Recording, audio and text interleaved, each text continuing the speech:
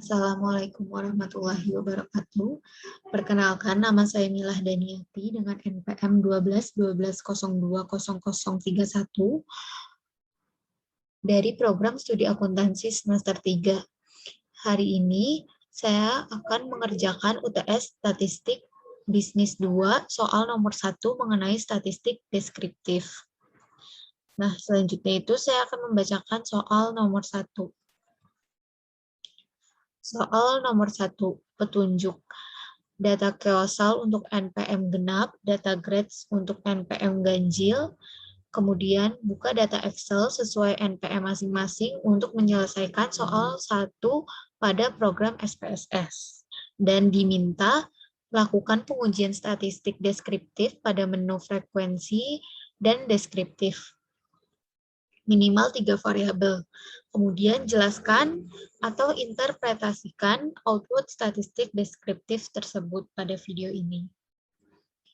Selanjutnya kita akan masuk pada SPSS.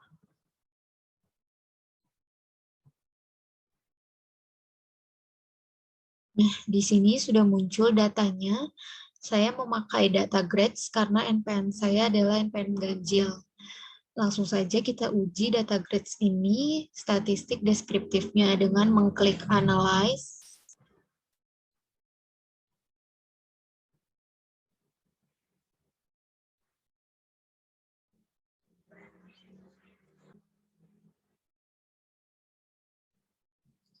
Lalu kita klik deskriptif statistik, lalu kita klik frekuensi.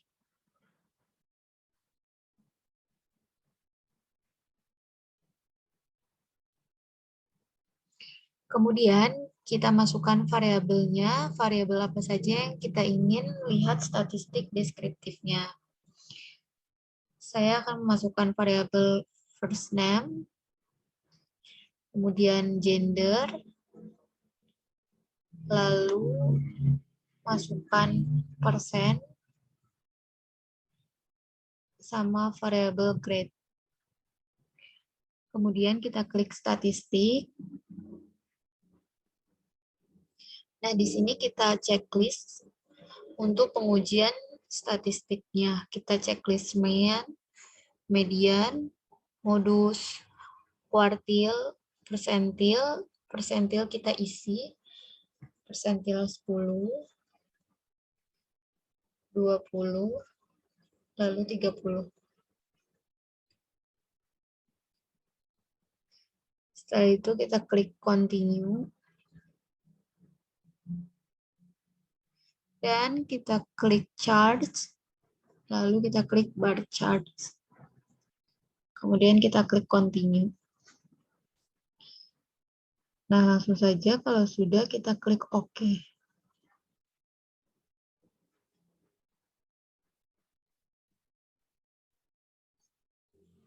Ini sudah muncul untuk pengujian statistik deskriptifnya. Yang pertama itu ada tabel statistik. Di sini juga sudah muncul variabel yang kita masukkan tadi, ada variabel first name, gender, persen, dan grade. Lalu di sini ada N atau jumlah datanya. Pada masing-masing variabel itu ada 105. Kemudian kita juga bisa melihat mean, rata-rata, median atau nilai tengahnya, kemudian modus, nilai yang sering muncul, lalu kita bisa melihat persentilnya. Pada tabel ini, kenapa first name dan grade itu tidak ada mean, median, modusnya, karena variabel tersebut itu tidak menggunakan angka, melainkan menggunakan huruf, jadi tidak bisa terbaca oleh SPSS.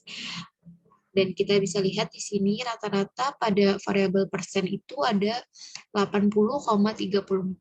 Kemudian median atau nilai tengahnya itu 82,00.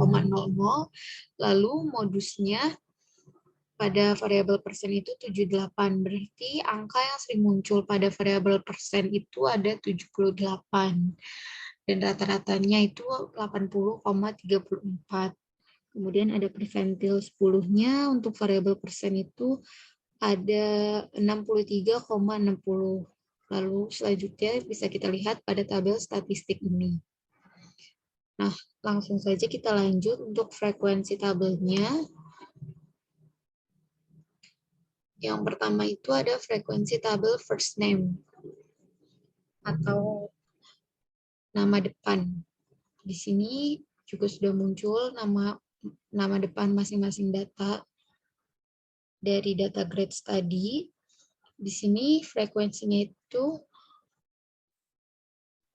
masing-masing kebanyakan 1. Itu artinya berarti tidak banyak nama yang sama pada variable first name ini dari 105 data grades. Kemudian selanjutnya itu ada frekuensi tabel gender. Pada frekuensi tabel gender, kita bisa melihat atau bisa tahu pada data grades itu jumlah perempuan itu ada 64 orang dan jumlah laki-lakinya itu ada 41. Kita bisa lihat dari frekuensinya. Nah, totalnya itu sama tadi yang awal kita baca, yaitu ada 105 data. Kemudian di bawahnya ada frekuensi tabel persen. Frekuensi tabel persen itu kita bisa lihat berapa saja yang mendapatkan nilai. Dari 41 sampai nilai 99, kita bisa lihat frekuensinya. Di sini sesuai dengan tabel statistik tadi, angka yang sering muncul atau modusnya itu adalah 78. Di sini juga sesuai dengan tabel modus tadi, yaitu sebanyak 12 orang yang dapat nilai 78.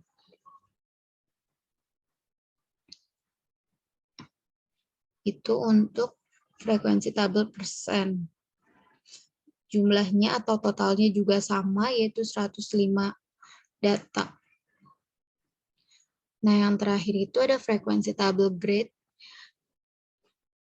Grade itu variabelnya terdiri dari A, B, C, D, F. Kita bisa lihat frekuensinya, berapa banyak yang mendapatkan nilai A, B, C, D, atau F. A itu sebanyak 23 orang, B sebanyak 32 orang, C yang mendapat nilai C itu sebanyak 35 orang, dan D itu 9 orang, lalu yang F itu 6 orang. Totalnya pun sama, sesuai dengan tabel statistik yang di atas, yaitu 105. Nah, yang terakhir itu ada chart-nya atau bar chart yang kita pilih tadi. Di sini juga muncul untuk variable first name, gender, lalu persen, dan yang terakhir tabel grade. Bar chart ini berfungsi untuk grafik yang menunjukkan frekuensi data tersebut. Jadi kita bisa lihat dari sini bentuk grafiknya itu seperti apa.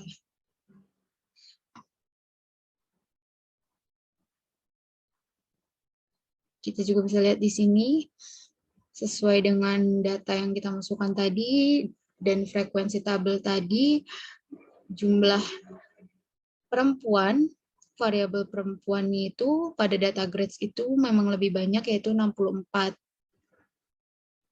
Jadi grafiknya akan muncul seperti ini. Selanjutnya, yaitu soal nomor 2 mengenai uji T dan uji ANOVA. Soal nomor 2 yang A yaitu lakukan pengujian one sample t-test. Berat badan mahasiswa FEB UY angkatan 2020 diperkirakan memiliki rata-rata 55 kg. Selanjutnya, lakukan pengujian terhadap hipotesis rata-rata berat badan mahasiswa FEB UY angkatan 2020 tersebut. Hipotesisnya yaitu H0-nya sama dengan rata-rata sama dengan nilai acuan, dan HA sama dengan rata-rata tidak sama dengan nilai acuan. Kemudian diminta maka hipotesis yang terbukti itu apa, dan interpretasikan hipotesis tersebut. Selanjutnya kita akan masuk langsung pengujian one sample t-test-nya pada SPSS. Ini adalah data berat badan mahasiswa FEB Universitas Yarsi angkatan 2020 yang akan kita uji dengan one sample t-test. Yang pertama itu kita klik analyze.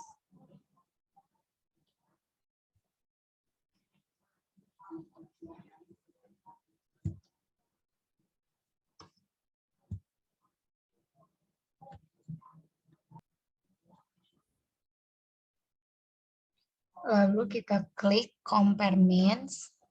Lalu kita klik one sample t-test.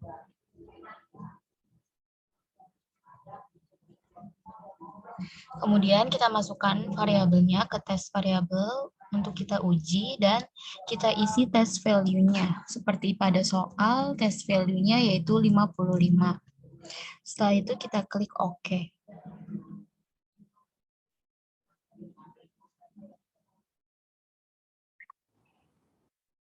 Ini adalah hasil pengujian one sample t-test pada data berat badan mahasiswa FEB Universitas Yarsi angkatan 2020. Di sini terlihat jumlah data berat badannya yaitu ada 10 dan rata-rata berat badannya yaitu 59. Untuk mengetahui hipotesis yang terbukti benar atau salah, yaitu kita melihat pada nilai signifikannya pada tabel one sample test-nya. Di sini nilai signifikannya yaitu 0,121 atau sama dengan lebih dari 0,05. Karena nilai signifikannya lebih dari 0,05, maka H0 lah yang diterima. Jadi, dikarenakan H0 yang diterima, maka interpretasinya yaitu rata-rata berat badan mahasiswa FEB Universitas Yarsi angkatan 2020 adalah 55 kg, sesuai dengan test value-nya. Jadi H0 lah yang diterima. Selanjutnya kita akan masuk ke soal yang B.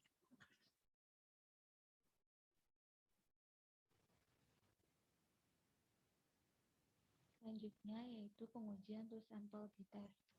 Dosen akan melakukan evaluasi hasil praktikum statistik mahasiswa FEB UY tahun 2020.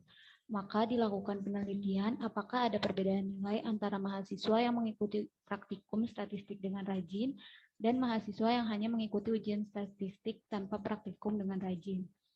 Hipotesis variansnya yaitu H0, kedua kelompok memiliki varians yang sama, dan H1-nya kedua kelompok memiliki varians yang berbeda. Untuk hipotesis signifikansi T-nya yaitu H0, kedua kelompok memiliki rata-rata nilai yang sama, dan H1-nya kedua kelompok memiliki rata-rata yang berbeda. Diminta hipotesis manakah yang akan terbukti dan interpretasikan hipotesis tersebut.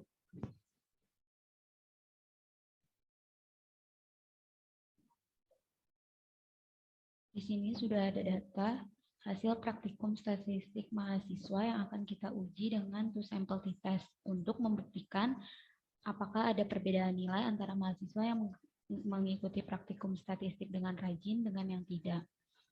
Langkah yang pertama yaitu mengklik analyze, lalu klik compare mean,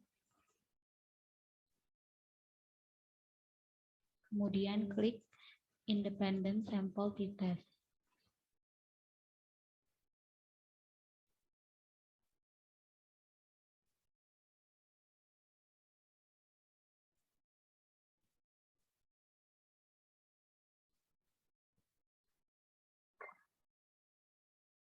Selanjutnya yaitu kita masukkan variabel nilai untuk tes variabel dan variabel kelompok pada grouping variabel. Lalu kita define grupnya menjadi dua kelompok, yaitu kelompok 1 dan kelompok 2. Lalu kita klik OK.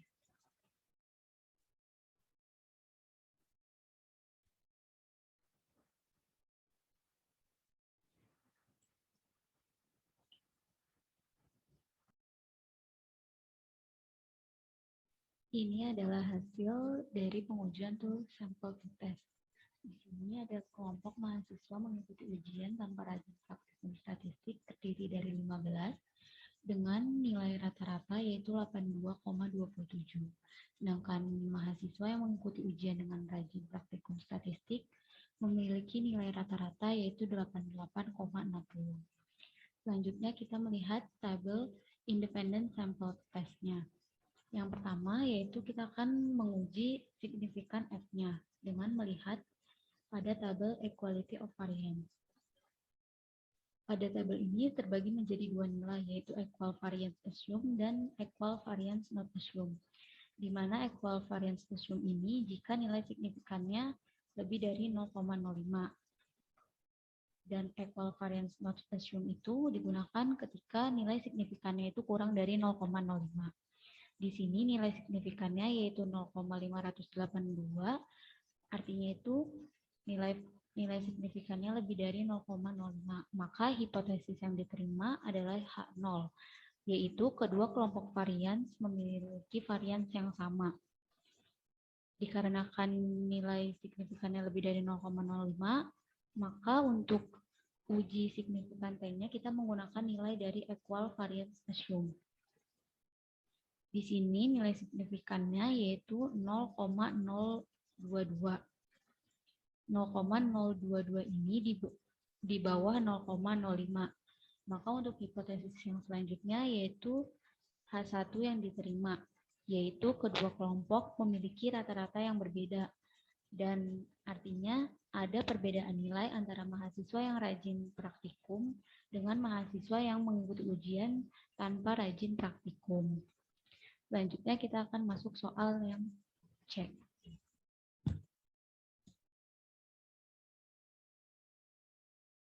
Soal C yaitu pengujian to sample t-test, Pierret t-test. Di sini ada sebuah penelitian yang meneliti apakah obat penurun berat badan benar-benar bekerja atau tidak.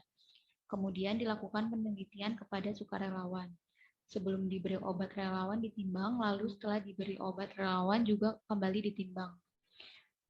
Pengujian hipotesisnya yaitu H0 tidak ada perbedaan sebelum dan sesudah, dan H1-nya ada perbedaan sebelum dan sesudah diberi obat penurun berat badan. Maka diminta buktikan apakah hipotesis yang diterima H0 atau H1, kemudian interpretasikan hipotesis tersebut.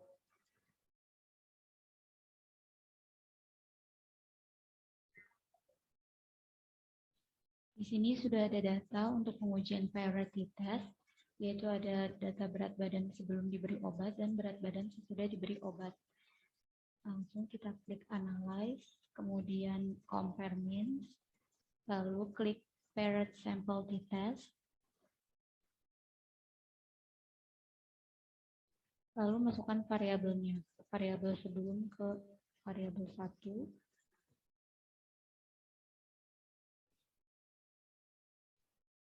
dan variabel kedua yaitu berat sesudah diberi obat. Kemudian kita klik OK.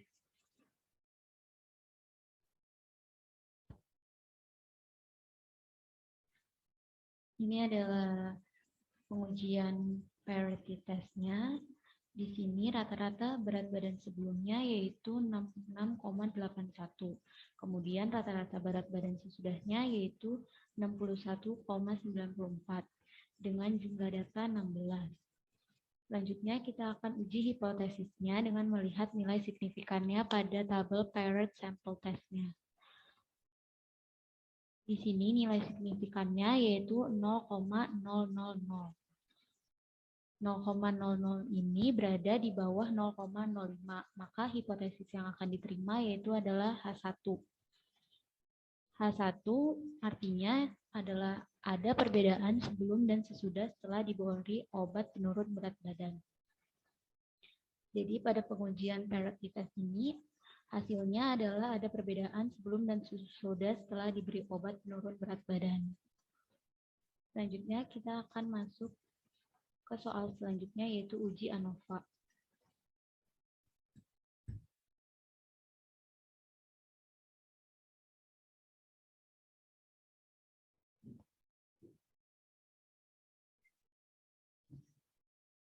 Selanjutnya yaitu pengujian ANOVA satu arah atau one way ANOVA.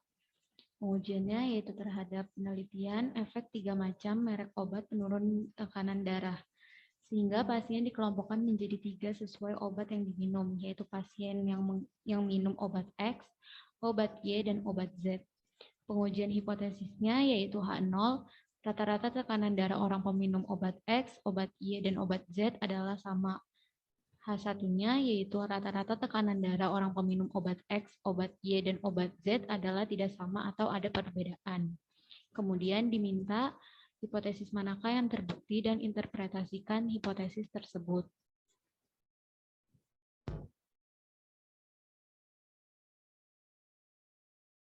Ini adalah data untuk uji one-way ANOVA, di mana kelompok 1 itu peminum obat X, kelompok 2 peminum obat Y, dan kelompok 3 peminum obat Z. Langsung saja kita uji one-way ANOVA, klik Analyze, kemudian Compare Means, lalu klik one-way ANOVA. Kemudian variabel tekanan darah pindahkan ke dependent list. Kemudian kelompok pasien pindahkan ke faktor. Lalu klik option. Kemudian checklist deskriptif dan homogeneity of variance test. Lalu klik post hoc dan checklist Bonferroni dan Tukey. Lalu klik continue. Setelah itu klik OK.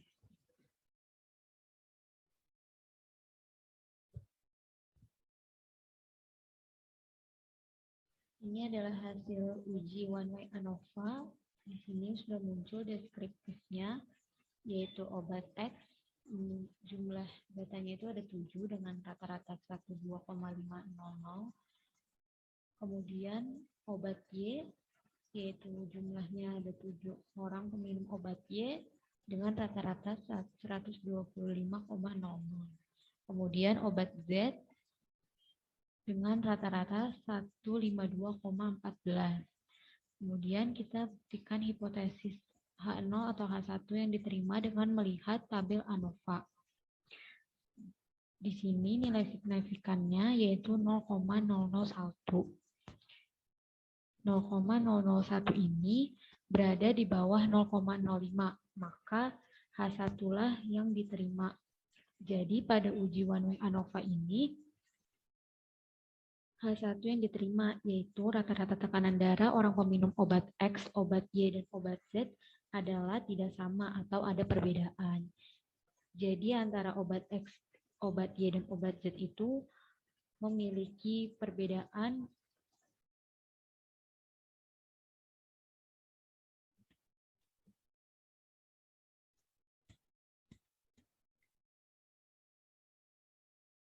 Selanjutnya soal yang E yaitu pengujian ANOVA 2 arah atau two-way ANOVA.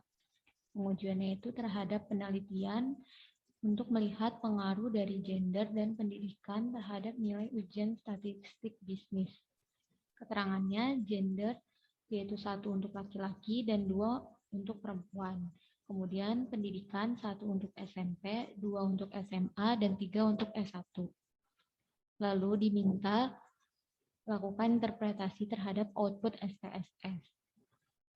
Mengenai statistik deskriptifnya, kemudian varian antar kelompok sama atau tidak, corrected model, kemudian pengaruh gendernya, kemudian pengaruh pendidikannya bagaimana, kemudian pengaruh gender kali pendidikan itu seperti apa. Selanjutnya kita akan mengujinya pada SPSS.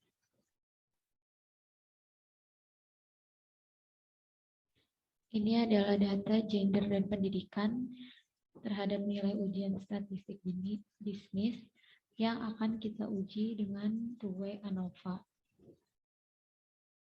Pertama, kita klik Analyze, lalu klik General Linear Model, lalu klik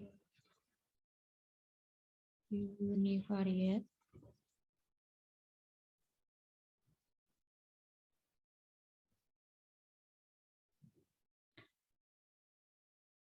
lalu masukkan variabelnya.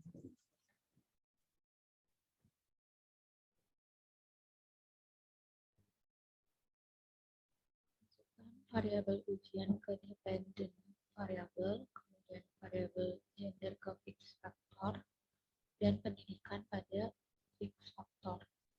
Lalu klik plot dan pindahkan variabel gender ke horizontal axis dan pendidikan ke separate line.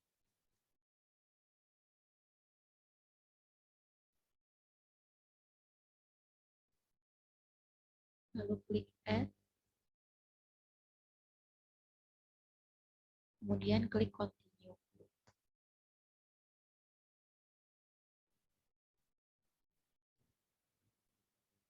Setelah itu kita klik post hoc.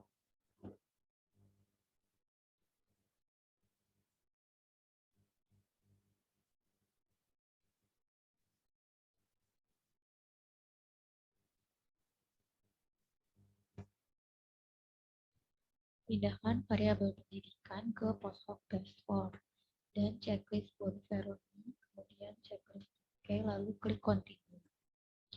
Setelah itu klik option dan pindahkan semua variabelnya ke display min form.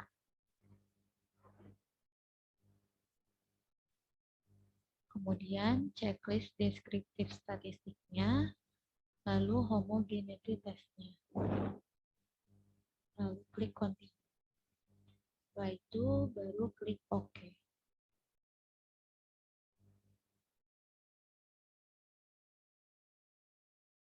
Ini adalah hasil dari uji 2 ANOVA. Yang pertama itu adalah hasil statistik deskriptifnya. Di sini ada gender satu atau laki-laki.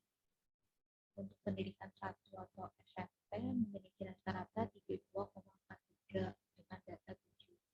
Kemudian untuk laki-laki yang SMA rata-ratanya 46,60 dengan jumlahnya 5. Kemudian untuk laki-laki S1 rata-ratanya 77,83 dengan jumlah datanya 6.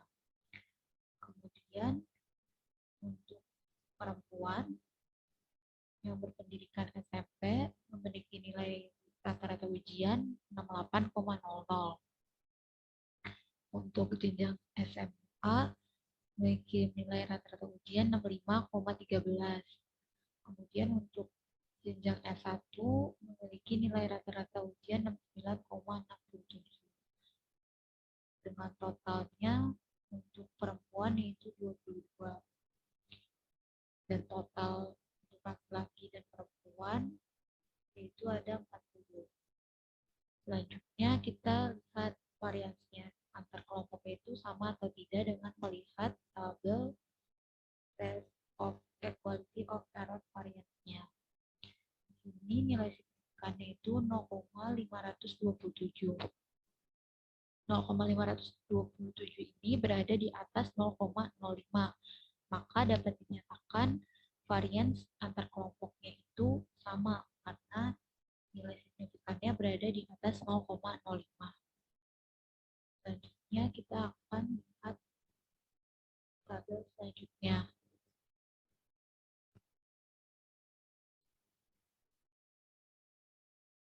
Selanjutnya yaitu corrected model. Nilai signifikan pada corrected modelnya yaitu 0,00, artinya itu 0,00 berada di bawah 0,05.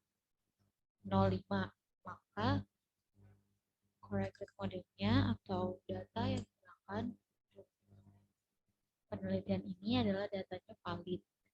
Selanjutnya yaitu variabel gender. Variabel gender memiliki nilai signifikan yaitu 0,005. 0,005 ini berada di bawah 0,05. Artinya variabel gender memiliki pengaruh terhadap nilai ujian statistik bisnis. Selanjutnya variabel pendidikan.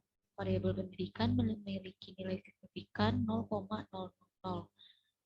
Nilai signifikan ini juga berada di bawah 0,05, yang artinya variabel pendidikan juga memiliki pengaruh terhadap nilai ujian statistik bisnis.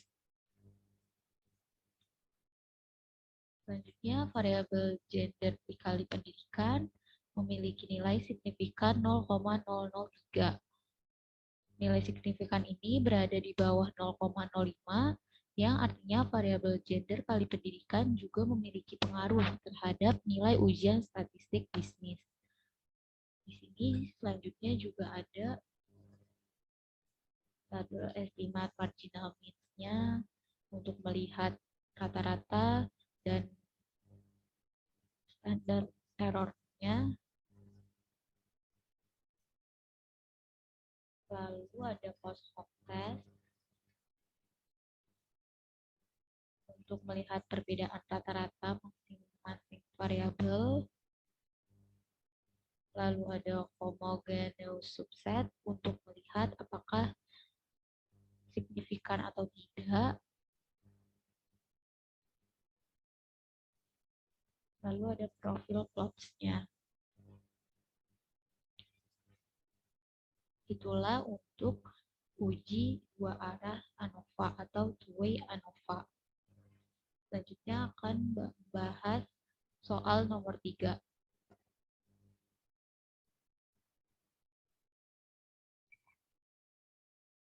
Selanjutnya yaitu soal nomor 3 mengenai pengujian pada data kuesioner.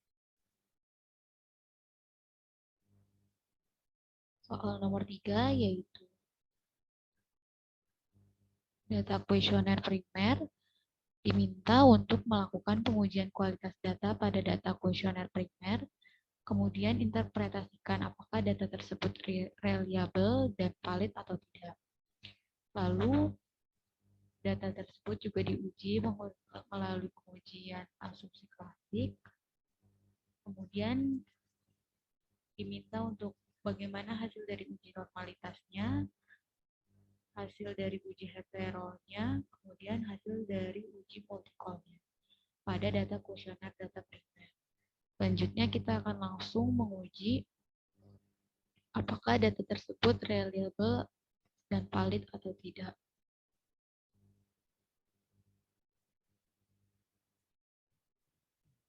Di sini sudah muncul data kuesioner data primer, langsung saja kita uji validitasnya, mengklik analyze, lalu klik scale, kemudian klik reliability analysis.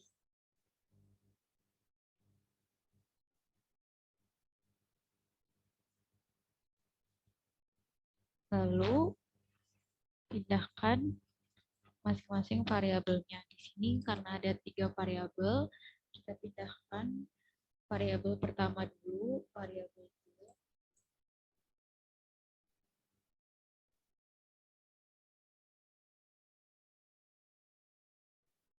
Pindahkan ke item.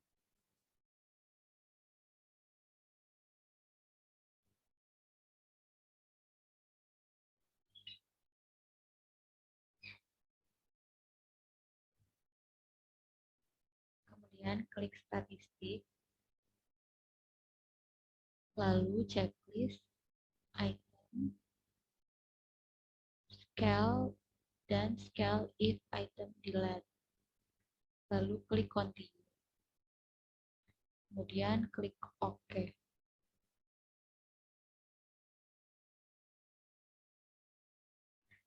Lalu diulangi untuk variabel M dan W juga. Seperti itu. Di sini sudah muncul hasil dari uji validitas dan reliabilitasnya. Yang pertama itu untuk variabel B atau variabel kemandirian belajar. Di sini ada statistiknya, ada rata-ratanya, kemudian ada standar deviasinya dan jumlah datanya. Jumlah datanya yaitu 171. Kemudian yang pertama kita akan menguji validitasnya. Uji validitas itu ditentukan dengan melihat nilai corrected item total correlation-nya. Rule of thumb-nya untuk uji validitas yaitu jika nilai corrected item total correlation-nya lebih dari 0,3, maka variabel tersebut dinyatakan valid. Jika nilainya di bawah 0,3, maka variabel tersebut dinyatakan tidak valid. Pada variabel B, di sini nilainya semua berada di atas 0,3, yang artinya variabel kemandirian belajar ini valid, dan 6 pertanyaan ini representatif dengan kemandirian belajar mahasiswa karena itemnya itu valid. Setelah uji validitas, kita akan uji reliabilitasnya. Uji reliabilitas ini kita melihat nilai Cron-Spitz alpha pada tabel reliability statistik. Rule of thumb-nya untuk uji reliable ini adalah 0,6. Jadi jika nilainya berada di atas 0,6, maka variabel tersebut dinyatakan reliable. Di sini nilai Cron-Spitz alpha untuk variabel kemandirian belajar adalah 0,767. Artinya nilai ini berada di atas 0,6, maka variabel kemandirian belajar dinyatakan reliable. Setelah variabel kemandirian belajar, selanjutnya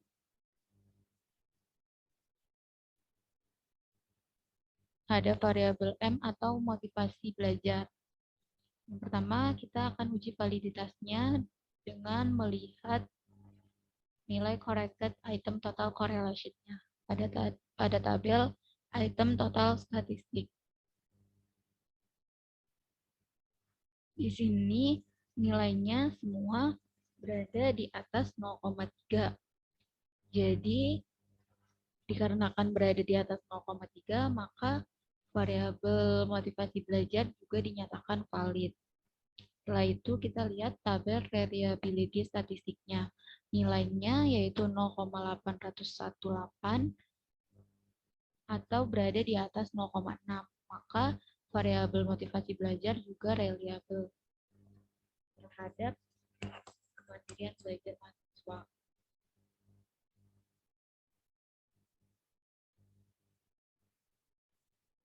Dan selanjutnya yaitu ada variabel selanjutnya W. Kita akan uji validitasnya dengan melihat nilai corrected item total correlation-nya. Variabel W atau praktikum, nilai corrected item total correlation-nya semuanya berada di atas 0,3. Yang artinya variabel prestasi praktikum ini dinyatakan valid karena semuanya berada di atas 0,3. Selanjutnya itu lihat tabel reliability statistiknya. Nilai cross-base alpha-nya yaitu 0,778 yang berada di atas 0,6, maka variabel prestasi praktikum juga reliable. Dan selanjutnya kita akan uji asumsi klasik.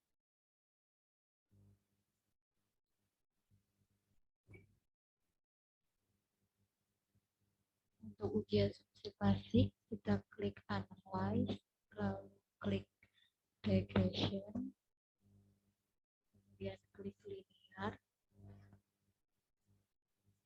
lalu masukkan total dari variabel kemandirian belajar ke independen dan total variabel motivasi belajar ke independen. Kemudian total dari variabel prestasi praktikum pada dependen. Selanjutnya klik statistik dan checklist collinearity diagnostic. Kemudian klik continue. Setelah itu klik plot, lalu masukkan spreadsheet untuk Y dan Z untuk X.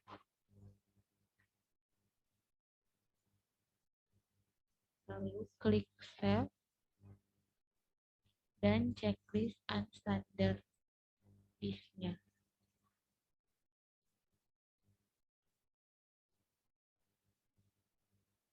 Lalu setelah itu klik Continue.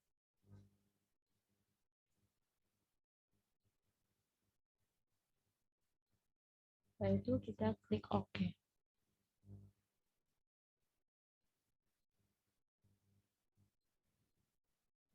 Selanjutnya, sebelum membaca hasil uji asumsi klasik, untuk ujian normalitas kita klik Analyze, kemudian klik Non-Parametric Statistik,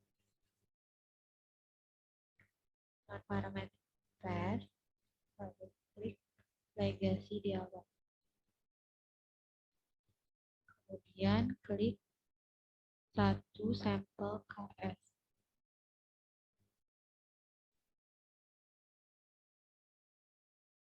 Kemudian masukkan unstandard disk-nya ke tes variabel list. Lalu klik OK.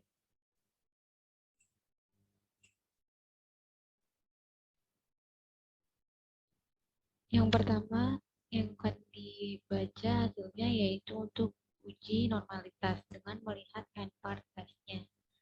Di sini nilai signifikan pada tabel n-part test yaitu 0,074 dengan rule of thumb untuk uji normalitas yaitu jika berada di atas 0,05 maka dikatakan normal, sedangkan jika berada di bawah 0,05 maka dinyatakan tidak normal. Dikarenakan pada tabel adalah 0,074 yaitu lebih dari 0,05 maka artinya nilai residual terdistribusi secara normal. Selanjutnya yaitu ada uji multi-call.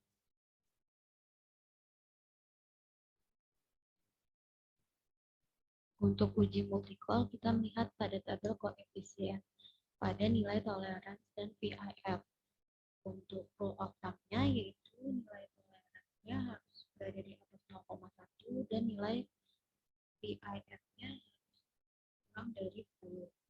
Di sini nilai variabel kemarin belajar toleransinya 0,789 dan VIF-nya 1,264.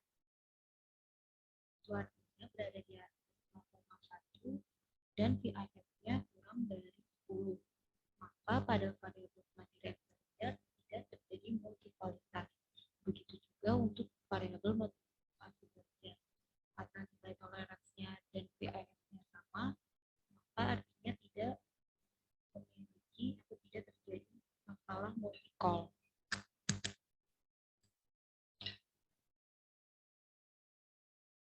Selanjutnya, itu kita akan uji hetero. Uji hetero kita akan lihat pada tabel scatter plot.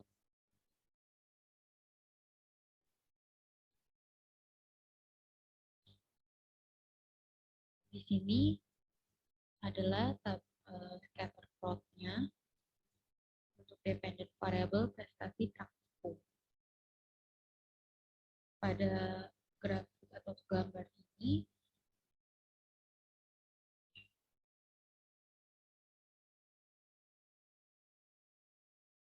pada gambar scatter plot tidak ada bulatan yang tertutup atau tinggi, maka artinya untuk uji heteronya yaitu tidak ada masalah hetero karena bulatannya tersebar dan tidak ada yang tertutup. Itulah untuk uji asumsi klasik.